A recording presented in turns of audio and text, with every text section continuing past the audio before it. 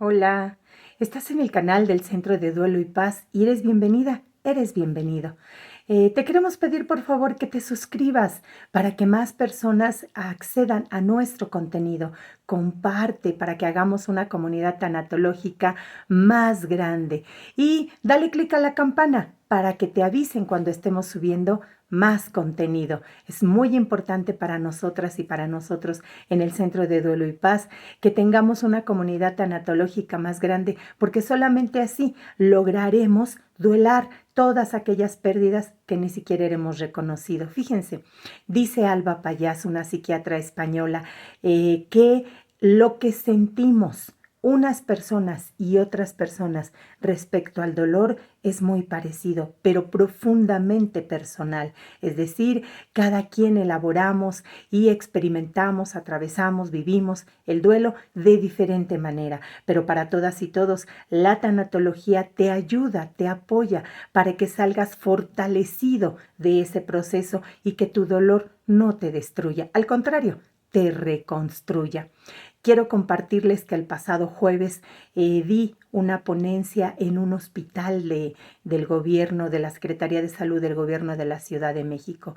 Y fue una gran experiencia porque la mayoría de los asistentes eran hombres y mujeres, estudiantes de medicina y o de enfermería, personal médico y paramédico, que es joven todavía, es menos de 50 años y la ponencia se llamó Sociedad Global en Duelo. Y al principio yo les decía a esta comunidad que asistieron a esta ponencia, seguramente que ustedes quieren que ya nadie hable de la pandemia, porque sabemos que fue una situación de corte, diría Alba Payás, catastrófico, de corte traumático, les decía. Entonces, ¿por qué vengo yo a hablarles sobre esta pandemia? A recordarles lo que todas y todos, sobre todo en el ámbito de la salud, estamos conscientes de qué pasó. Bueno, pues precisamente por eso, porque ya pasó. Y como dicen los jóvenes ahora, si no lo recuerdo, no pasó. Una servidora tiene dos nietos, uno es adolescente y el otro preadolescente, y el mayor dice, si no me acuerdo, no pasó. Pues bien, todas y todos queremos olvidar la pandemia y hacer de cuenta que no pasó. Sin embargo, a estos asistentes que estaban muy interesados en el tema, les expliqué lo que vengo a compartirles hoy. Sí, ya pasó, pero todos los dolores que se quedaron dentro de nosotros y que decidimos invisibilizarlos, porque ya no queremos saber nada de eso, porque el dolor fue muy fuerte, porque lo que queríamos era volver, como hemos dicho en otras entregas, a nuestra sana normalidad, sana monotonía, sea lo que sea para cada quien. Dijimos, esto se entierra. Claro, cognitivamente no lo hicimos, pero simbólicamente quisimos en esta sociedad posmoderna continuar a lo que sigue, a lo que sigue. Y la pandemia se quedó en el olvido. Pero ¿qué pasa con esas pérdidas que tuvimos en esa emergencia sanitaria? Simplemente, como sociedad, como comunidad, como colectivo, tuvimos pérdidas. Perdimos ciudadanos, los que tenemos la suerte de no haber perdido a ningún ser querido, sobre todo en primera línea, bueno, pues tuvimos ciudadanos que perdimos, compañeros de trabajo, vecinos, aun cuando no hubiera una estrecha relación, eso provocó, porque estábamos en un colectivo que estaba y sigue estando en duelo, pues un dolor que no hemos reconocido. Yo les decía en esa ponencia que en el Centro de Duelo y Paz establecimos, nos preocupamos y nos ocupamos porque consideramos que hubo 3 tipos de pérdida en esa emergencia sanitaria. Primero, quienes perdieron un familiar querido, perdón, un familiar, un ser querido. Esto no hay más que hablar. Sabemos el dolor profundo que causó o que causa perder un ser querido, pero que causó particularmente en la pandemia, porque además recordemos el estigma que se generó en ese tiempo. Esa es una pérdida. La siguiente pérdida que consideramos es quienes se contagiaron. Ya hemos hablado aquí de que perder la salud también significa una gran pérdida y en esos tiempos esas pérdidas increciendo. Y el tercer tipo de pérdida que consideramos que hubo en esa emergencia sanitaria particularmente fue quienes perdieron su estructura de vida. Imaginemos una casa, cuando los cimientos por alguna causa se mueven, la casa es altamente probable, casi seguro, que se derrumbe.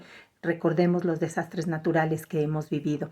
Pues bien, esa estructura de vida se vio trastocada durante esa emergencia sanitaria. ¿Por qué? Nos decía una consultante, es que fíjate que yo todos los días llego muy temprano a mi trabajo porque paso al puesto de quien llamaremos hoy Doña Juanita. Paso al puesto de Doña Juanita y me prepara mi café y mi lunch. Y entonces en ese intercambio de palabras de ¿y cómo están tus hijos? ¿Y cómo le fue a tu hija en el examen? ¿Y cómo? Empieza, nos decía esta consultante, mi día.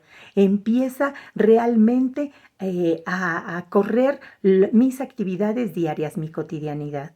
Pues bien, esa cotidianidad, esa estructura de vida se perdió en estas personas. Recordemos que la mayoría de quienes se fueron a resguardo, trabajaran en donde trabajaran, fueron personas mayores y sobre todo que tuvieran comorbilidades, es decir, que tuvieran enfermedades basales adyacentes como hipertensión, diabetes mellitus, epilepsia, este tipo de enfermedades que muchas personas tienen y que viven con esa condición y que en pandemia se hacían el grupo de más riesgo. Les decía en esta charla, en esta ponencia del jueves pasado, qué importante darnos cuenta que como sociedad perdimos ciudadanos. Qué importante ver dentro de nosotras y nosotros para ver, bueno, finalmente el vecino de aquí a 10 cuadras, pues solo lo saludo de vez en cuando. Pero si hubo pérdidas con ese vecino, con esa vecina, como colectivo, como sociedad, repito, me dolió. Y ese dolor se queda enquistado y ese duelo se puede cronificar. Por eso decidimos ese jueves llamarle a esa charla, a esa ponencia, Sociedad Global en Duelo. Y hoy la traemos a nuestro canal justamente para pedirte, para invocar, para solicitarte, para que tú reflexiones. 5 minutos, bueno, 3 minutos les decía el jueves, 3 minutos. ¿Ya elaboré esas pérdidas o las encerré dentro de mí? El cuerpo tiene memoria, ya dijimos, y sí o sí esas pérdidas te van a exigir que las visibilices en algún momento de tu ciclo vital. Volviendo a Alba Payás, esta creadora el modelo integrativo relacional, que es lo último, las últimas tendencias para abordaje de duelo, sobre todo en COVID, pero que se aplica a cualquier otro tipo de pérdida, nos dice que antes de pandemia, más o menos un 11% solicitaba ayuda tanatológica. A raíz de la pandemia, esto se incrementó a más o menos un 22%. Aunque si bien es cierto que es un gran aumento, repito lo que ya he dicho en otras entregas, nuestra sociedad no tenemos la cultura de la terapia y debido a eso no vamos a terapia, a ningún tipo de terapia. Y es necesario que elaboremos, primero, que reconozcamos que vivimos una pérdida o varias pérdidas o como colectivo vivimos pérdidas durante la emergencia sanitaria. Y segundo, que las elaboremos, que encontremos en nuestros propios recursos de afrontamiento de la mano de una tanatóloga, de un tanatólogo, y que podamos elaborar particularmente esas pérdidas de pandemia. Pero también las que hay hacia atrás, que estoy segura que hay muchas pérdidas que no hemos elaborado. ¿Qué te parece? ¿Podrías reflexionar 3 minutos en esa situación, en esas pérdidas que hayas tenido? Es la invitación. Y la segunda invitación es nuevamente a que te suscribas, a que le des clic a la campana para que te avisen cuando subamos más contenido y también que compartas para que más personas conozcan este contenido y que le des me gusta, porque así el algoritmo lo lleva a más comunidad y hacemos una comunidad tanatológica más grande. Yo soy Rosa Maya, tanatóloga. Luz y paz.